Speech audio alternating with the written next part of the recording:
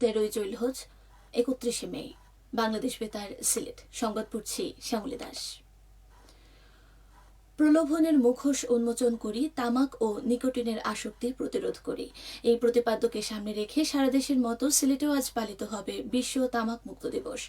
1987 সাল থেকে প্রতি বছর 31শে মে বিশ্ব স্বাস্থ্য সংস্থা ও এর সহযোগী সংস্থাসমূহের উদ্যোগে বিশ্ব তামাক দিবস পালিত হয়ে আসছে। দিবসটি উপলক্ষে রাষ্ট্রপতি মোহাম্মদ শাহাবুদ্দিন ও প্রধানমন্ত্রী তারেক রহমান বাণী দিয়েছেন। জাতীয় তামাক নিয়ন্ত্রণ সেল প্রতি বছরের মতো এবারও যথাযথ গুরুত্বের সাথে দিবসটি উদযাপনে নানা উদ্যোগ গ্রহণ করেছে। তামাকের ক্ষতিকর দিক বিবেচনা করে তামাক নিয়ন্ত্রণকে জাতিসংঘের টেকসই উন্নয়ন অভিষ্টের অন্তর্ভুক্ত করা হয়েছে। এ উপলক্ষে সরকারি বেসরকারি বিভিন্ন সংগঠন ও প্রতিষ্ঠান আয়োজন করেছে নানা কর্মসূচি। এর মধ্যে রয়েছে সচেতনতামূলক র্যালি ও আলোচনা সভা। যথাযোগ্য মর্যাদায় সারা দেশে গতকাল সাবেক রাষ্ট্রপতি, স্বাধীনতার ঘোষক, মুক্তিযুদ্ধের অন্যতম সেক্টর কমান্ডার, বাংলাদেশ জাতীয়তাবাদী দল বিএনপির প্রতিষ্ঠাতা এবং বহুদলীয় গণতন্ত্রের প্রবক্তা শহীদ জিয়াউর রহমানের ৪৫তম শাহাদাত বার্ষিকী পালিত হয়েছে। শহীদ রাষ্ট্রপতি জিয়াউর রহমানের শাহাদাত বার্ষিকী উপলক্ষে বিএনপি ৮ দিনব্যাপী বিশেষ কর্মসূচি ঘোষণা করেছে।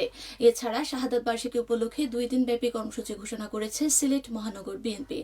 কর্মসূচির প্রথম দিন গতকাল বাদ জোহর হযরত শাহজালাল রহমতুল্লাহি আলাহির মাজার মসজিদে অনুষ্ঠিত হয় দোয়া মাহফিল ও শিরনি বিতরণ। আজ কর্মসূচির দ্বিতীয় দিন বিকেলে নগরীর শহীদ সুলেমান হলে আলোচনা সভার আয়োজন করা হয়েছে। এদিকে বিভিন্ন কর্মসূচির মাধ্যমে স্বাধীনতার ঘোষক প্রয়াত রাষ্ট্রপতি জিয়াউর রহমানের শাহাদাত বার্ষিকী পালিত হয়েছে মৌলভীবাজারে। এ উপলক্ষে বিএনপি জেলা কার্যালয়ে দলীয় পতাকা অর্ধনির্মিত এবং কালো পতাকা উত্তোলন করে কালো ব্যাজ ধারণ করা হয়। পরে এম সাইফুর রহমান অডিটোরিয়ামে জেলা বিএনপির উদ্যোগে অনুষ্ঠিত হয় আলোচনা সভা ও মোনাজাত। সভায় প্রধান অতিথি ছিলেন সংসদ সদস্য এম নাসির রহমান। সভায় জিয়া স্মৃতি পাঠাগারের উদ্যোগে অডিটোরিয়াম প্রাঙ্গণে আয়োজিত 2 দিনব্যাপী বইমেলার উদ্বোধন করা হয়। এতে 11টি স্টল স্থান পাচ্ছে। এছাড়া বিভাগের প্রত্যেকটি জেলা উপজেলা বিএনপি এবং অঙ্গ সংগঠনগুলো অনুরূপ কর্মসূচি পালন করছে। প্রবাসী কল্যাণ ও বৈদেশিক কর্মসংস্থান মন্ত্রী আরিফুল হক চৌধুরী বলেছেন, সিলেটের জৈন্তাপুর, গোয়াইনঘাট ও কোম্পানিগঞ্জ এলাকায় পর্যটনের ব্যাপক সম্ভাবনা রয়েছে। এই সম্ভাবনাকে কাজে লাগাতে খুব শিগগিরই একটি পর্যটন সার্ভিস সেন্টার চালু করা হবে। তিনি গতকাল জৈন্তাপুর উপজেলা পরিষদে ঈদ পুনর্মিলনী ও মতবিনিময় সভায় প্রধান অতিথির বক্তব্যে এসব কথা বলেন। তিনি বলেন, জৈন্তাপুর উপজেলা সদরের ঐতিহ্যবাহী রাজবাড়িকে জাদুঘরে রূপান্তর করা হবে। একই সঙ্গে জৈন্তাপুর পৌরসভার বাস্তবায়ন কাজও এগিয়ে নেওয়া হবে। সভায় তিনি উপজেলা সদরের অবৈধ স্থাপনা উচ্ছেদ এবং মাদক নির্মূলে প্রশাসন ও পুলিশকে কঠোর অবস্থান গ্রহণের নির্দেশ দেন। উপজেলা প্রশাসনের আয়োজনে অনুষ্ঠানে প্রশাসনের কর্মকর্তা, জনপ্রতিনিধি, রাজনৈতিক নেতৃবৃন্দ এবং বিভিন্ন সামাজিক সংগঠনের প্রতিনিধিগণ উপস্থিত ছিলেন। এছাড়া মন্ত্রী গোয়াইনঘাট উপজেলার বিভিন্ন সরকারি দপ্তরের কর্মকর্তা, রাজনৈতিক ব্যক্তিবর্গ এবং সুধীজনদের সঙ্গে ঈদ শুভেচ্ছা বিনিময় করেন। তারা ঈদের শুভেচ্ছা বিনিময়ের পাশাপাশি এলাকায় উন্নয়ন, জনসেবা এবং বিভিন্ন সমসাময়িক বিষয় নিয়ে মতবিনিময় করেন।